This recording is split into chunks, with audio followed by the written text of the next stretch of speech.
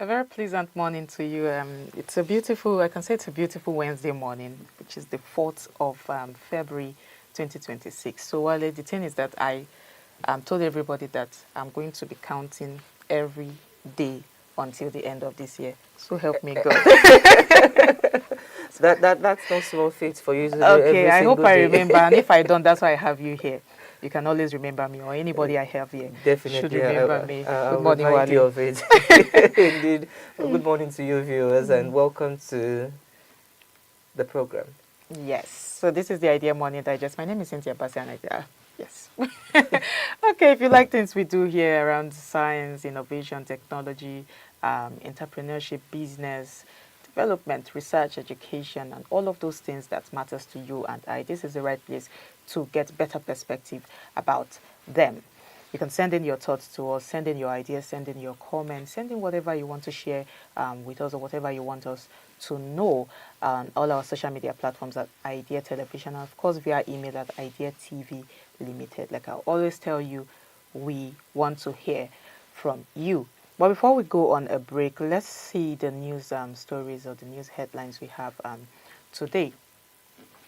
Okay, the first news we have today is that Customs sees 3.3 billion naira worth of contraband in Lagos, and Benin unveils National Development Vision for 2060.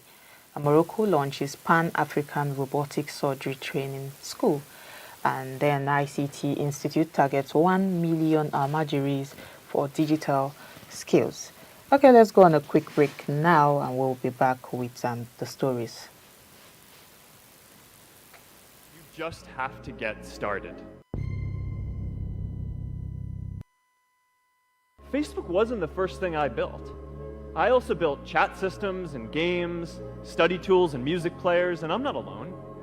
J.K. Rowling got rejected 12 times before she finally wrote and published Harry Potter. I don't know how to build a dam. I don't know how to get 1 million people involved in anything. Well, let me tell you a secret. No one does when they begin. Ideas don't come out fully formed. They only become clear as you work on them. You just have to get started.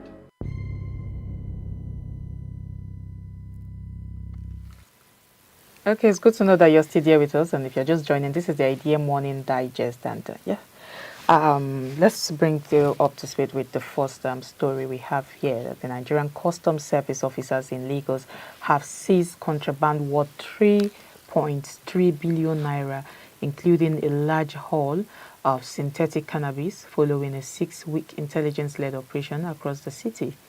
The Federal Operations Unit, Zone A, says the seizures mark a shift from routine checkpoints to targeted enforcement against organized smuggling networks. And the customs area controller Gambo Aliyu said 8 suspects were arrested, including a woman linked to the drug shipment. He confirmed that an officer was killed during the operation yesterday, and that the incident has been reported to the Customs High Command. The seizures include nearly 7,000 bags of foreign rice and more than 1,400 kilograms. Checks, open your boots, and we hope.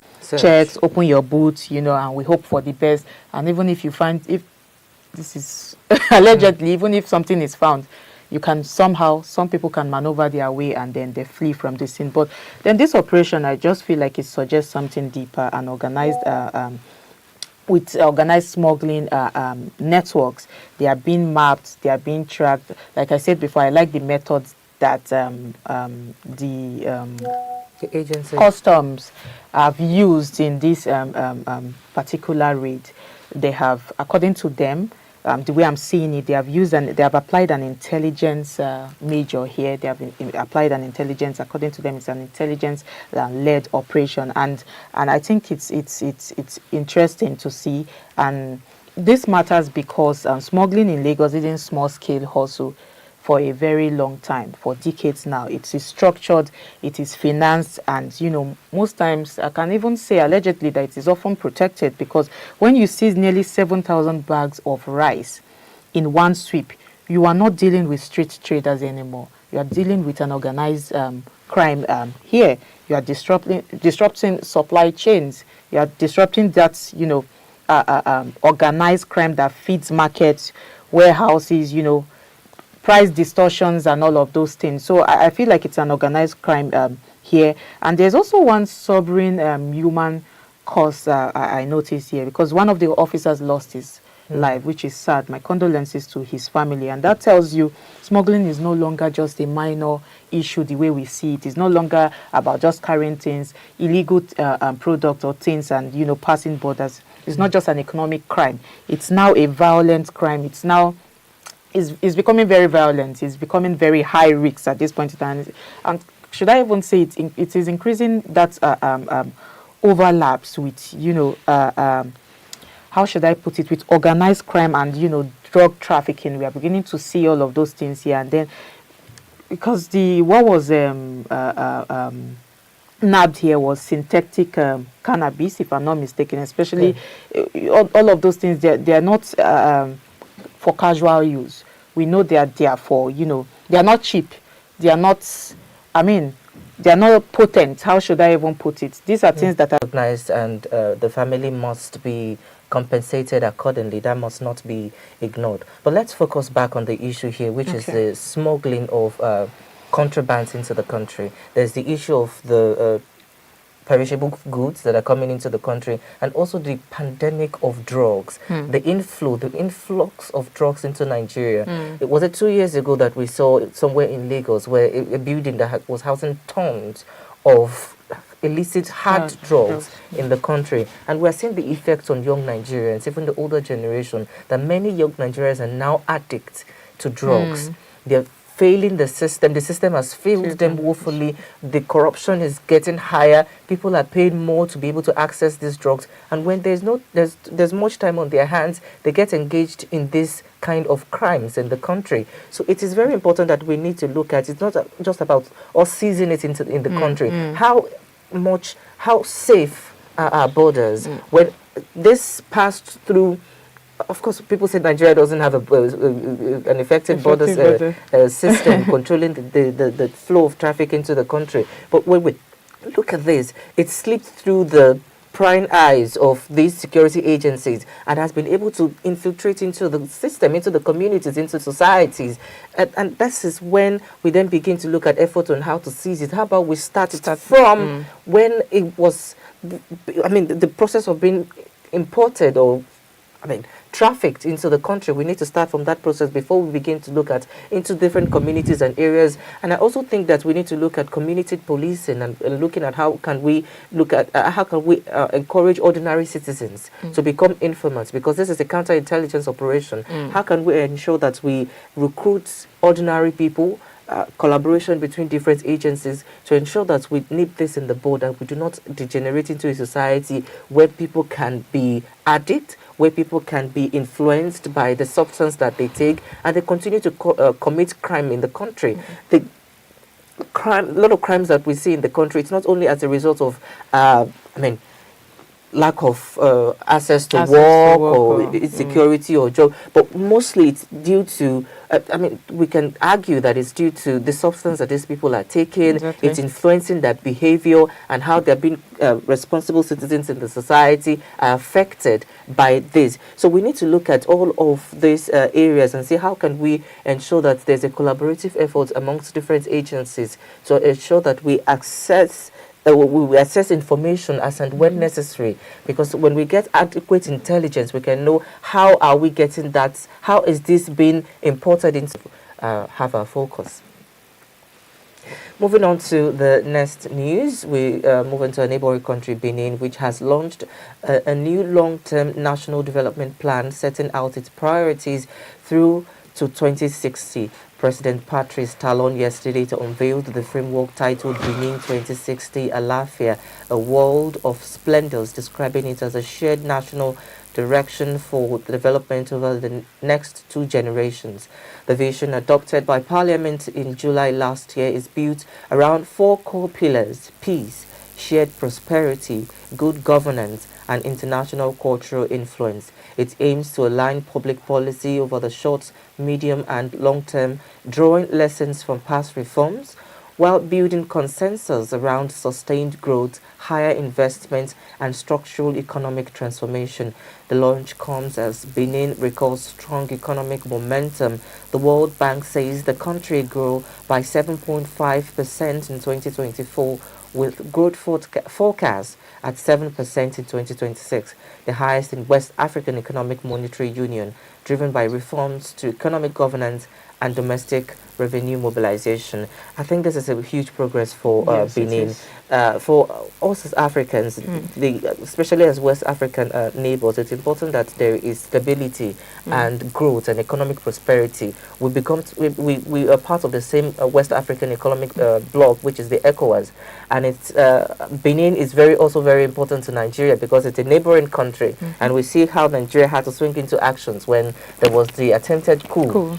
In Benin Republic, which was followed by the gallantry Nigerian military officials in that country. But this economic plan that has been produced by the government, a Project 2060, to ensure that there's peace, security, and also international collaboration to ensure that the country continues to grow. I think it's a laudable progress, that a country is not only focused on the day-to-day running, but is more aware and in tune with its position in the world community, and also how it wants to the trajectory with which it wants to progress as a nation, because it's important that every country in West Africa, in the world, must look at their own growth, progress, and trajectory, and what is very important for them.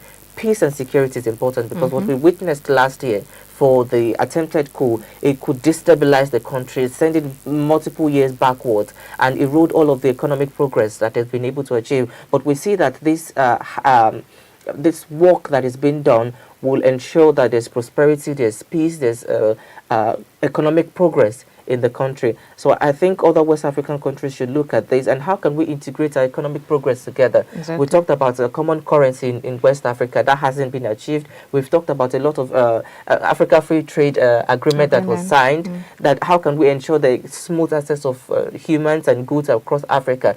I mean, Nigerians and other West African countries can move between borders, goods can also move freely, but we need to integrate that economic development, that framework, to ensure that we are all growing together as a West African brothers and sisters in this part of the world. Well, first of all, what I'll say, you've spoken well, Wale, because what I'm saying here is that Benin understands soft power.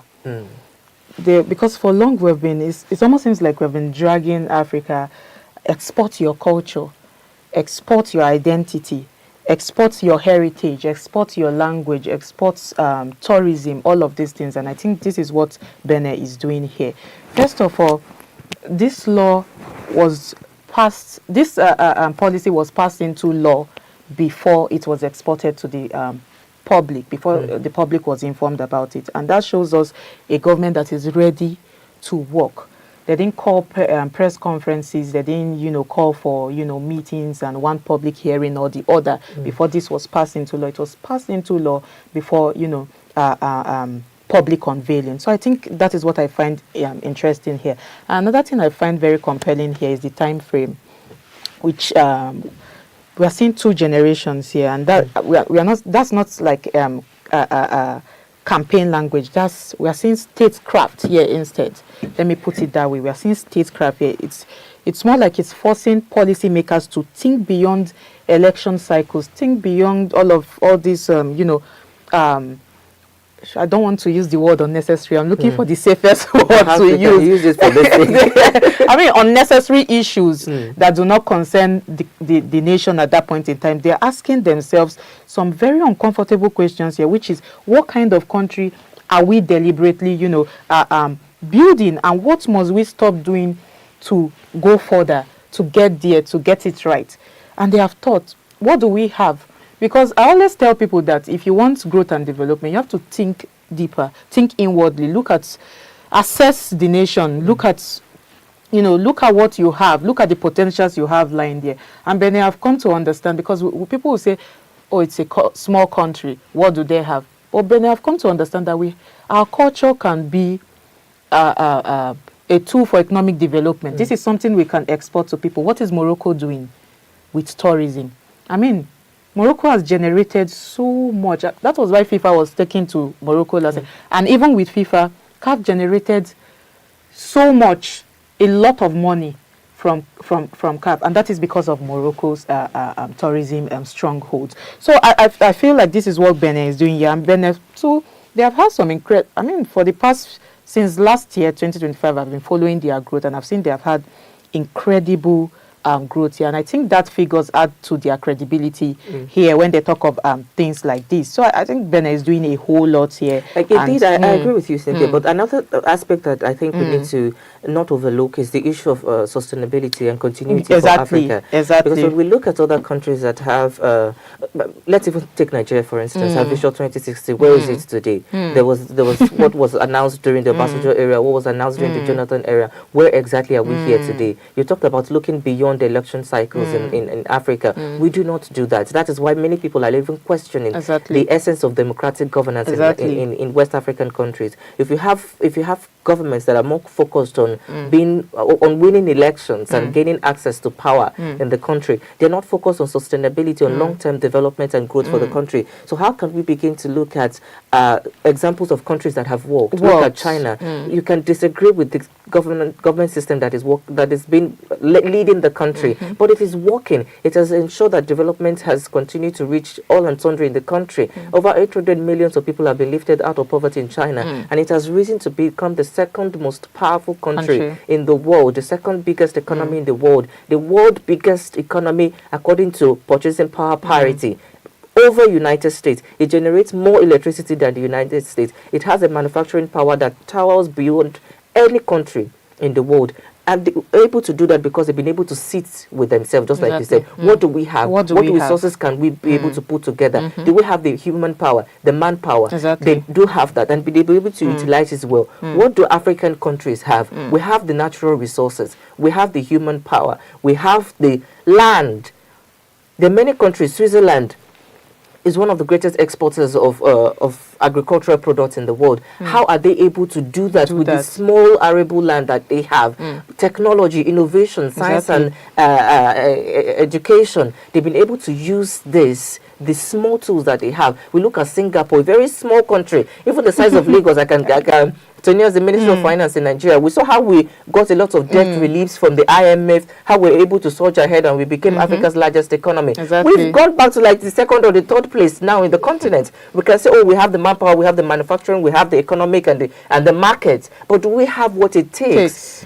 When we look at opposition figures, at opposition powers and look at people in the opposition parties, now is the time where they need to begin to put this ruling government into check and asking critical questions. President Tinubu has been out of the country in January alone more time than he's been in the country. What are you doing outside? You're going to Ethiopia, you're going to strategic partnership and signing a memorandum of understanding. Things that has already been signed by previous government. So why are you going to stand something again? To when you talk about to your country and look at what you can do. If Nigeria is being sanctioned, their countries are facing sanctions and they are doing the best for themselves. They're still thriving. Russia is facing the largest sanctions in the world today, and their currency hasn't fallen. Their economy is surging. They're becoming the most powerful country in Europe economically. while they are still facing sanction, can we face that sanction and still function as a country? I think that's a question for the government. We've said so much. I mean, when you were talking about sustainability, what even came to my mind, aside even the putting infrastructure in place, I was thinking the next administration. Because this is not just Talon's legacy. The conversation has always been about 2027 elections. But are we focused on what exactly is happening now? The governance aspect of things. Are we more focused on that? Are we focused on just getting when power, leadership changes? Will it continue? Will this policy continue? I think that's a question we should leave in our minds and put them in the comment section. But then we have to move to the next story. Morocco has strengthened its push into high-tech medicine with the launch of a new interventional simulation and robotic surgery school in Casablanca. The Mohammed VI Interventional Simulation and Robotic Surgery School was inaugurated on Friday by the Mohammed VI Foundation for Science and Health just months after the country introduced its first surgical robot. The school, based at the Mohammed VI University of Health Sciences, I think will feature this university on Idea Universities of Interest. And we're going ahead, it will train surgeons, operating room nurses, and biomedical engineers using advanced simulation and augmented reality and robotic systems. It also hosts Africa's first university diploma in robotic surgery, covering fields such as general surgery, urology, gynecology, and thoracic surgery, combining simulation training with hospital practice. The move reflects Morocco's broader ambition to, become a continental hub for frontier medical technologies. Okay, let's just leave it there. I think we have a glimpse of what this story is about, and I think it's just, to me, I feel like this story, should I call it a story, is less about medicine. To me, is how we are beginning to position, and like you mentioned earlier on, rethinking strategies. Morocco is not just buying technology. What I see here is they're trying to own the skills pipeline. They are trying to see what we can use, what we can use the potentials we have lying in Africa to do. And I think that is where the critical difference lies here. Robotic surgery is very expensive. We all know that, everybody can agree, but it's also where global healthcare is headed towards. I mean, in Lagos, just how many weeks back, a hospital in Lagos successfully carried out a robotic surgery for a cancer patient or not, if I'm not mistaken. And we know what robotic surgery, all of this is upscaling the healthcare system. Get faster recovery, you get efficiency when it comes to carrying out surgery, fewer complications, just as it was said, more precision, all of those things comes to play. And by investing in this, I feel like we are training surgeons, training nurses, training engineers, all of these things. I think Morocco is trying to say we don't want to import expertise forever. What we want to do here is that we want to own expertise, we want to train expertise, and we want to start exporting expertise. We always talk about Africa's dependence on, foreign knowledge, foreign aids, and whatnot. But it is high time that we started thinking of the way forward as Africa, how to advance tech. How to advance tech here is not just the readiness. The readiness will not happen overnight. We should invest in all of these things, and I feel like Morocco aligning education with it, because that's where it starts from. Research, development, education, very, very, very important. And then lastly, putting that infrastructure together. And not even lastly, seeing that it continues, that sustainability still comes in here again, seeing that it continues. But I know that Morocco has been doing a lot in the past few years. They have been doing really well. But what I'll just leave with them is that they should see how this training will not just be assessed by only people that can afford it. That is what I want to see. It should be, it should happen locally. The training should happen locally as well, not just global trainings, not just people that can, afford it. Interesting. I think, first of all, it's a step in the right direction. That as an African country, although they still call themselves an Arabic country. But there's still African brothers in there. As African countries, I think it's important that we need to begin to think about the nature of the world, where the world is moving into. Because now we're seeing the advent of artificial intelligence, robotics, robotics, this is going to be infused into how things are being run, inclusive the medical industry. So this infusion is really important, that we're seeing people being trained, being equipped with the right resources and the manpower to be able to ensure that they have adequate trained ability about integration, about collaboration, international influence. How can we ensure that Africa is collaborating with these advanced countries when it comes to robotics? But even this cannot be possible without adequate facilities in the country. You're talking about good road, you're talking about internet connectivity, you're talking about electricity, you're talking about road network. All of this cannot happen with robotic surgery. You're doing a surgery on a human being, and then Nigeria will take the lights, or the road was not good, or the internet connectivity that is being used to do that from another part of the world, power the robot or charge them, decided to go down because nobody has been able to power them because there's a power outage in the country. So when we look at all of these countries have been able to solve, you know, I used to say that, or I still say that when we look at all of these minor issues, when you're able to solve them, we'll be able to think ahead. If we're still thinking about farmer-herder clashes in the country, how are we able to think about formally integrating robotics into our medical industry? So we're not focused on things that are moving us forward. We're more regressing. We're focusing on things that should have been forgotten, bygone. Things that should have been resolved like 20 decades ago or 10 decades ago. I'm not even talking of years, I'm talking about decades ago. Things that have been resolved by advanced countries, so we get labeled as country of particular concerns, a disgraced country, really, and people begin to protest. But these are the issues that we're looking at. If we're unable to, for instance, many doctors are going into, resident doctors are going into strike in Nigeria. We talk about brain drain in the country. They are leaving the country. They are not getting adequate facility. The facility is not conducive for them. They're not earning enough as compared to their counterparts in other countries. So when you look at the story today, an Abuja-based Information and Communication Technology Training Institute, New Horizons, has launched a program aimed at removing 1 million ALMAJIRIS from the streets and training them as digital technicians across the country. The initiative, titled Tilted from the Streets to Technicians in 90 Days, began today in Abuja with a pilot training of 21 ALMAJIRIS. The program is led by New Horizons and its Chief Executive Officer, Tim Akano, who says the institute is committing about 15 million naira to cover training, feeding, clothing, logistics, and work tools. Abuja is serving as a pilot location with plans to expand to Kano, Kaduna, Zamfara, and other states with high ALMAJIRI populations in the country. Organizers say the project is designed to tackle youth vulnerability, unemployment, and insecurity by shifting focus from reactive security spending to long-term human development. As we have seen, the initiative has been welcomed by stakeholders, with beneficiaries describing it as a chance for skills, dignity, and a more secure future.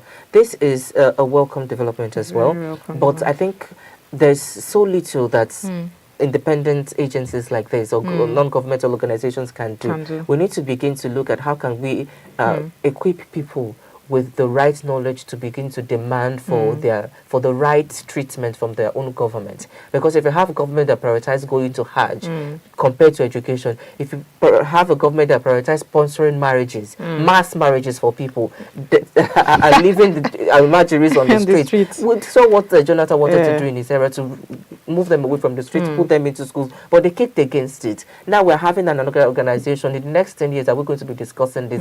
I think people need to begin to demand more from the government, accountability, reforms, innovation, education, prioritizing the needs of the people. How can we make sure that the huge population that we have in the northern Nigeria is not a source of concern and not a source of insecurity for the country, but a source of progress, that we can look at them and say this is where the manpower is, that is where industries needs to be placed, that is where resources needs to be placed, so that they can have the adequate resources and manpower to ensure that Nigeria is a productive nation and not just regressing.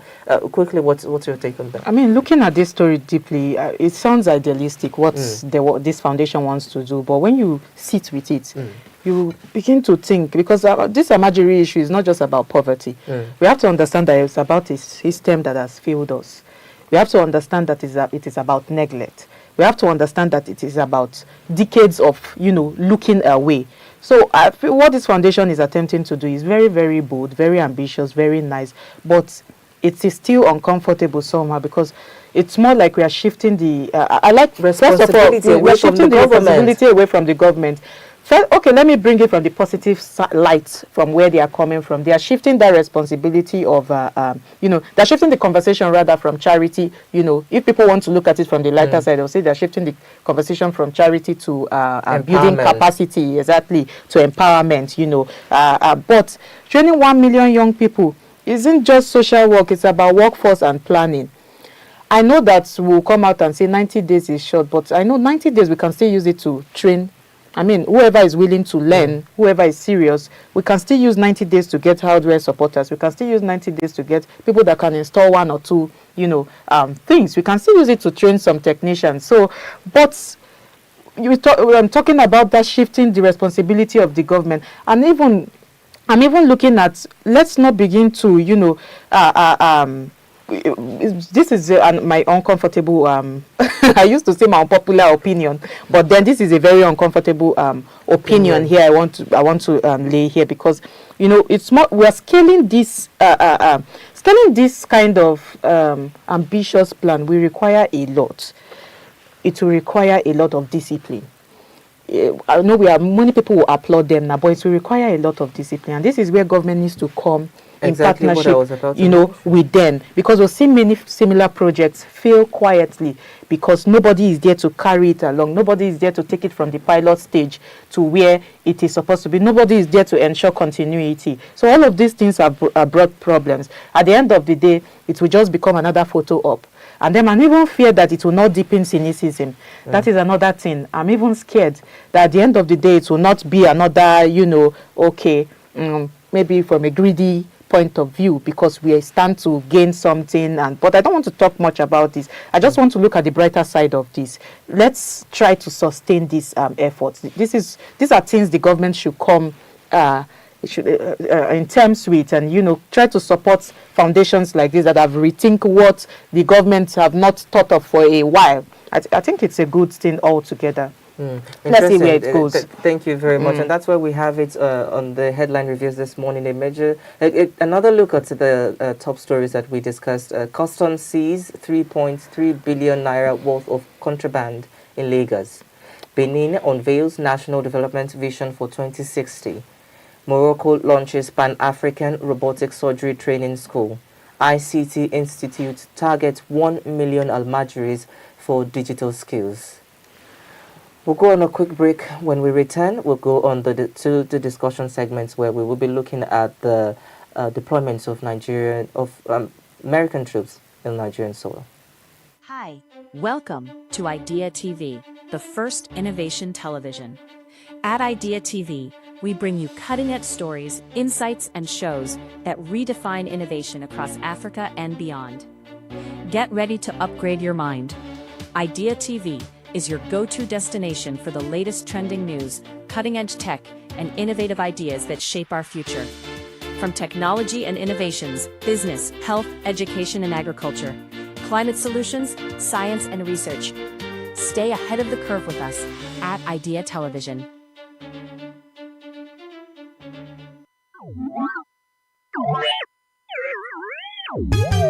The first innovation television in Nigeria and Africa. Idea TV promotes innovation in Africa to the benefits of society.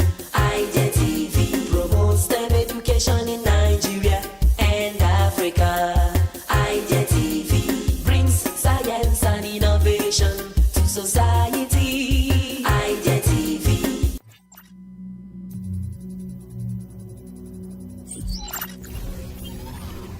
5G technology.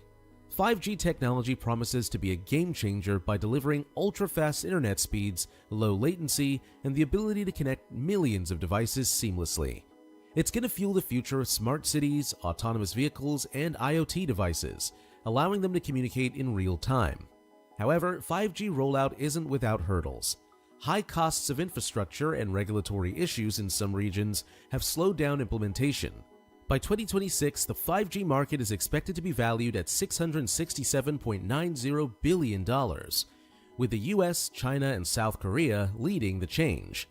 The challenge? cybersecurity risks and data privacy will remain top concerns as more devices become connected.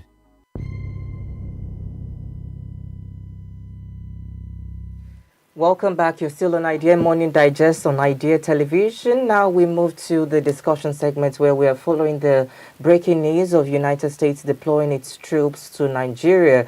We turn to the development that carries significant security and diplomatic implications for Nigeria and the wider West African region. For the first time in years, the United States has confirmed a limited military presence on Nigerian soil following airstrikes carried out in December against terrorist targets. While officials describe the deployment as small and strategic, it raises important questions about sovereignty, counter-terrorism strategy, regional security cooperation, and Nigeria's evolving relationship with Washington.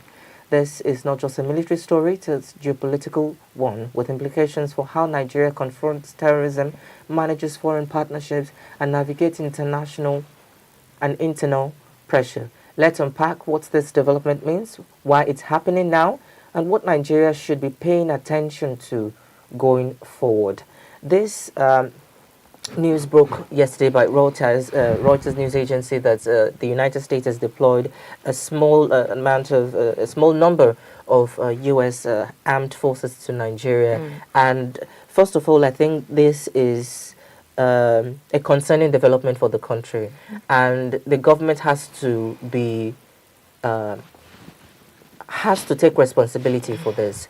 And I find it very, very difficult that this information is not being announced by the federal government of Nigeria to its citizens. And I wonder, who are those in charge? Who sanctioned this deployment into Nigeria? Are the federal government's agencies involved in this process? Do we have the National Assembly involved in this process? And what are the resources that are being provided? What are the resources that are being brought into the country to help us to fight our problem in Nigeria? We know that since President Trump came into power, he has been focused on solving problems all around the world. Perhaps he's created more problems that we already have for the country, we do not know. And that coincided last December on Christmas morning, where President Trump ordered the African Command to launch airstrikes in Nigeria, with targeting, according to the statements released, terrorist targets in Nigeria.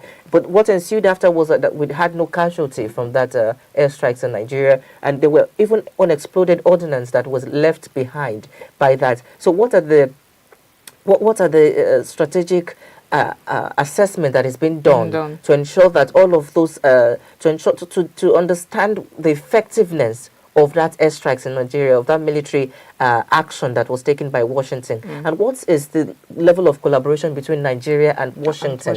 Because our problem is multifaceted. We've said this time and again, and I think it's even been said to the President of America right now that there's no Christian genocide in the country. What we're facing is a multifaceted issue of terrorism, of banditry, of farmers' headers clashes in the country, of kidnapping, and it is an asymmetric warfare. It is impossible. I mean, we don't have any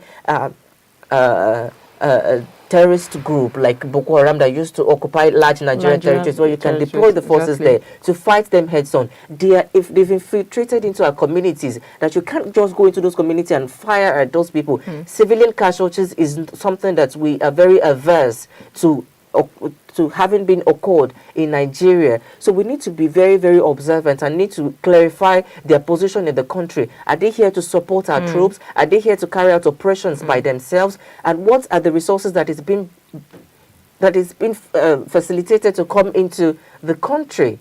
Because if we do not understand this position, very soon we'll begin to see that the United States has bases in the country. We want to welcome support. Nigeria has opened its heart. The people have clamored for international institutions and bodies and countries to collaborate with the country to ensure that we nip this in the bud and suppress this level of insurgency, the chronic corruption, insecurity that we have in the country. But how can we do this? We need to do this in a very safe, coordinated manner to ensure that people's needs are prioritized. Nigeria's sovereignty is respected. People's wills are also respected, because we do not want a system where we begin to have one part of our country not accessible to us or being carved out by a foreign power which has its own influence, its own interest, and its own strategies to bring peace to Nigeria. What is the peace that we want for our country, and how can we be able to achieve this through collaboration with not only the United States, but but other world powers that can share intelligence with Nigeria, that can sell weapons to Nigeria, that can help us to ensure that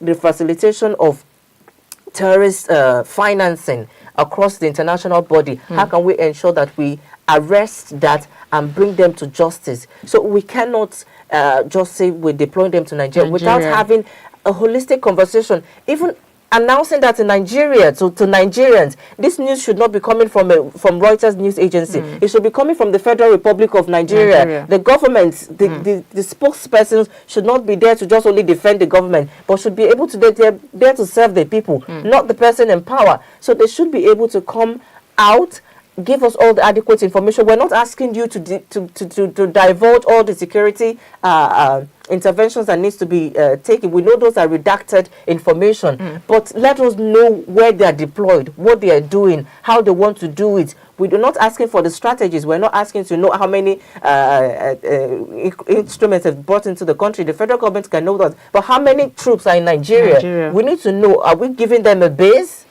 Those are the questions that need to be asked. I mean, so many questions. This raises so many questions. I think this is where Nigerians understandably become very uneasy. And being uneasy at this point in time is very, very valid. I can say that. Because, I mean, it's almost like we are getting second-hand information. Because the next thing you are going to see, the Nigerian government will come out and say, we consent to this. To this. We consent to this. To interrupt you. When we look at the issue of it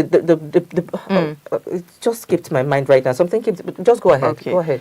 Talking about consenting to this, we have to understand that consenting alone, or consent rather alone, doesn't end the conversations. We have to look at the conversation. The real issue is about clarity. It's about clarity. We have to understand who is doing what, who is deploying who agreed to what, just like you started off saying. Because sovereignty, when we talk about sovereignty and national control, it isn't just about raising our flags, because I think that's what Nigerians understand about, sovereignty and national control. It's not just about, it's not just about formal permissions as well. It's about who ultimately decides what happens to what happens to our airspace, what is happening in Nigeria, what's happening in our soil. People want to understand. What is happening to our security architecture? People want to understand all of these things. Who is directing operations when information comes in? And we should begin to ask ourselves. We want to ask ourselves all these questions. Nigeria has the power to deploy troops to Benin Republic to foil the coup attempts. Why are they finding it difficult to solve our own security challenges? And also the issue of sharing of information to Nigerians. Why does it seem that it feels beneath this government to come out openly to tell Nigerians what is actually happening? Before, when a few months ago, we were talking about the attempted coup in Nigeria. The federal government came out to say, "Oh, there was nothing like that." The armed forces security agencies also came out to say, "Oh, there was nothing like that. Nobody's going to take over Nigeria. That can never happen in the country." Now we have the chief of army staff, we have the chief of defense staff coming out to say that, "Oh, a lot of people have been arrested. There was actually a long list of people that were going to be killed, and these are the officers that were supposed to gain access into the seat of power in the country and declare their own government in the country." So why do we come out and the first thing to do is to debunk and say, "Oh, this is not true," and at the end of the day you come out and say, "Oh, this is actually true"?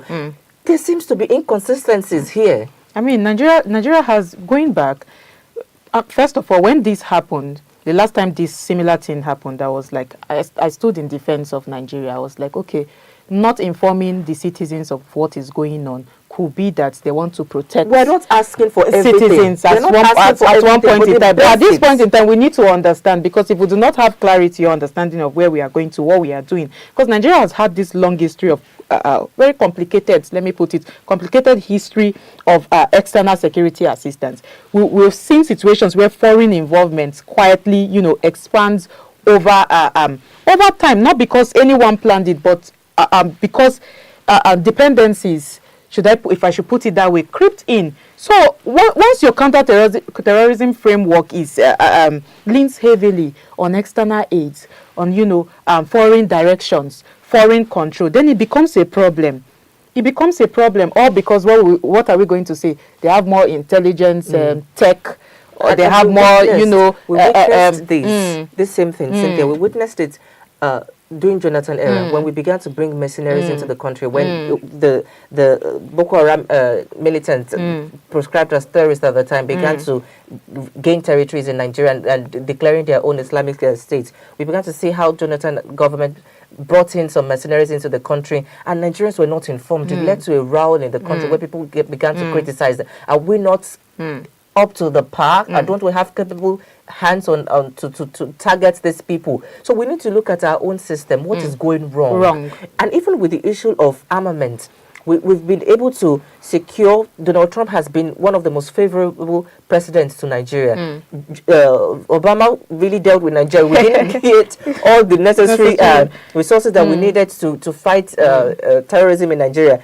But President Trump has been able to give us opportunity to purchase a lot of arms, but it takes years to be able to do that. How about we look at our own local manufacturing? If we're talking about manufacturing for basic civilian use, we need to talk about manufacturing for also military use as well, because the responsibility of the government is not only to provide foods and goods and services to ensure that protection of life and properties, security is one of the primary responsibility of the government. And if your security is not internal, if your security is not sovereign, if your security is not devoid of interference from other countries, this is where you begin to have questions like this, concerns like this. We need to up our domestic capacities. Are we able to produce tanks in our country? Look at Iran. Iran has been sanctioned for more than 47 years, and the country is able to provide military intelligence. The country began to produce drones. Now America is copying the drones. Russia is copying their drones. Turkey is copying their drone technology. We see what they've been able to do with missile technology. We see what they're able to do with counterintelligence information warfare. What have we been able to do for ourselves in this country by ourselves? Our universities are there, our research institutions are there. What are they producing? What are the funding going to them to ensure that they are able to produce necessary military hardware, intelligence, security, and everything that relates to ensuring that safety is adhered to in this country? It has to be local. Our security has to be local. We need to be able to have those resources within ourselves. What if the entire world said that we're not going to help Nigeria? Are we going to just give up? I mean, if a foreign body is coming in to map terrorist centers, target areas, mapping networks, terrorist networks, mapping, making influence influencing strike decisions and all of these things is a problem for Nigeria. Just like you say, like you mentioned earlier, it's kind of diluting our domestic capability. What will be left of us if, in real sense, we do not have that? How should I put it? Integration at scale when it comes to building infrastructure, when it comes to building all of the things we need to be, ready and battlefield ready, rather. And it starts with intelligence gathering. Once intelligence gathering fails from the initial state, then that's when we begin to talk of all of these dependencies. And where will dependency leave us with, or leave us at? This is where it will leave us at. From this stage of, okay, we gave consent to them, okay, we gave, the next thing you start to see, what happened in Venezuela. That's the next thing you start to see. No matter how we look at a country, no matter how we look at the problem that lies in there, we have to understand that sovereignty is sovereignty. First of all, we need to understand sovereignty beyond the word sovereignty. First of all, we need to understand what it entails, what we need as a country to stand and say we are sovereign. If we go to Benin, we can proudly say we are a sovereign nation because we know what we can. We know what we can do. We know our roles and responsibility. But when it comes to our country, I don't think we can stand at this point in time to say we are a sovereign nation. Not because Nigeria is not a country that can do this and that for them, but Nigeria is not a country at this point in time that can take responsibility for its the security of its citizens. That is what we are seeing here. So we need to, I think there needs to be a reassessment of how foreign input comes into the country. Of foreign input, there needs to be a reassessment or a mix of both. I don't know how we are going to do it. I'm not saying that foreign aids, foreign support is bad entirely. Nobody is disputing that fact. But we need to understand where we are, because at this point Nigeria is at a crossroad and we don't understand. You wanted to say something. Exactly. I think now it's a call to action for Nigerian government and their counterparts, opposition parties, about intelligence gathering, because anything beyond that it becomes reactive rather than Proactive. proactive. When we get the right intelligence, we get to act proactively to secure our own airspace, to be able to ensure that our communities are safe. We're able to identify these infiltrators and be able to address them with the right amount of force to bring them out. But when we are reacting to it, when they've gone to communities and kidnapped, when they've struck a certain military base, then we are reacting to an action that has already been taken. How about we begin to gather those intelligence? We are capable of doing this, and I want to reject that notion that Nigeria is not up to the par to be able to ensure that we have adequate intelligence gathering within Nigeria alone, let alone international collaboration. But we need to begin to look at our own human power as well. Who are those sabotaging our systems? Can we begin to identify them? It is not until the extent when they want to overthrow the government, begin to identify them. From within our own system, how can we ensure that the people that are working for us are not double agents? They are not people that are against the government. There are a lot of people that were against the government of Jonathan that were supplying information to Western powers, to international bodies, just because they want to overthrow the government and power. Nigeria is one. Nigeria's security is everyone's security. You might have opportunity and resources to travel to other places when tragedy occurs, but millions and millions of Nigerians do not have that luxury to go to another country. And I think that's where we need to call it a close this morning. Yes, yes. So we've said a lot. We've seen how the state of Nigeria, should I say Nigeria is in a state of emergency at this point in time, if it's safe to say that. But, Nigeria continues to, confront complex security threats. And as we continue to confront it, partnerships like this one raise difficult but, necessary conversations about effectiveness, about independence and long-term strategy. And what remains clear is that terrorism is the region, or in this region rather, is no longer viewed as a local issue any longer. It is now firmly on the global security agenda.